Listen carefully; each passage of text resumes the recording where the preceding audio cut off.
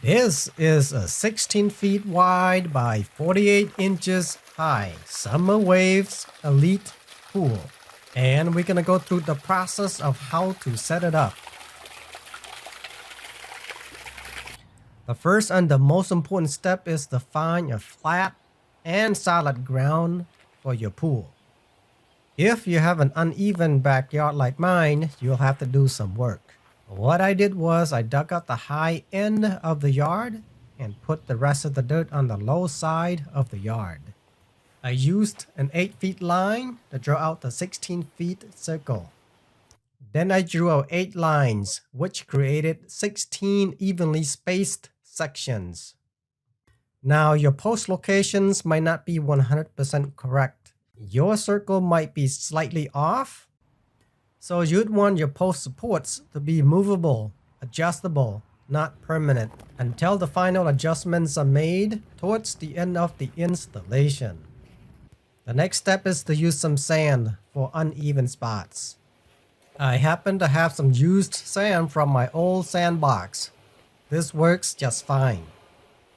I used a 2x4 and a pivot point to even out the plane. The next step is to cover the area with a tarp. Then spray water all over.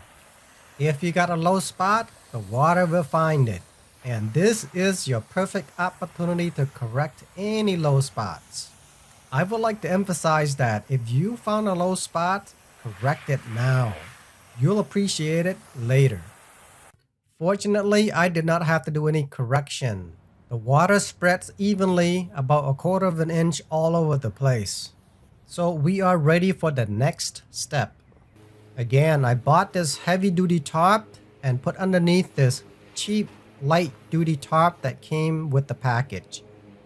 Next, you want to lay the pool lining out in the sun for a couple of hours. This does 2 things.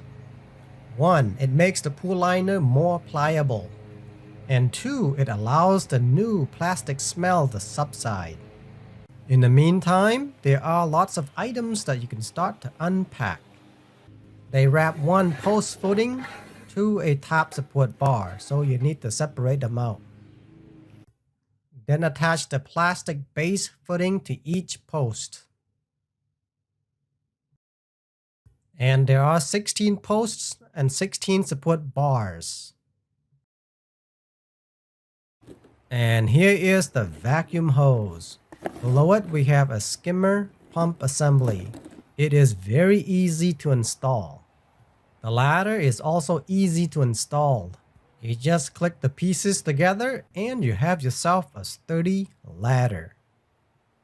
Next, lay the pieces around the pool liner. The installation is pretty simple. You can probably do this by one person, but it was nice that I had a helping hand. I assembled one post, one top support section at a time, and worked my way around the pool. Next, I filled up the pool very slowly. I went inside the pool and smoothed out all the wrinkles from the bottom of the pool. With about 8 inches of water in the pool, you can start making adjustments for the footing. When a post needs an adjustment, I just kick it in place. Then check to see if it is vertically aligned. At this point, it's almost too late to check for horizontal level, but I checked it anyway. It came out to be alright. Then I start to fill up the footing support plate to make it more permanent. My kids were so excited they cannot wait to jump into the pool. So I purchased this portable shower in combination of DIY pool heater. Here's a short video clip of that DIY pool heater. If you want to learn more, click on the link above. This simple setup can heat up the water up to 160 degrees Fahrenheit.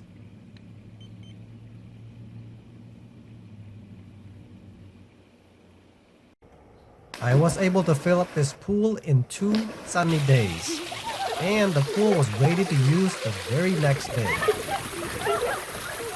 There you have it. If you made it this far, you are a mighty legend.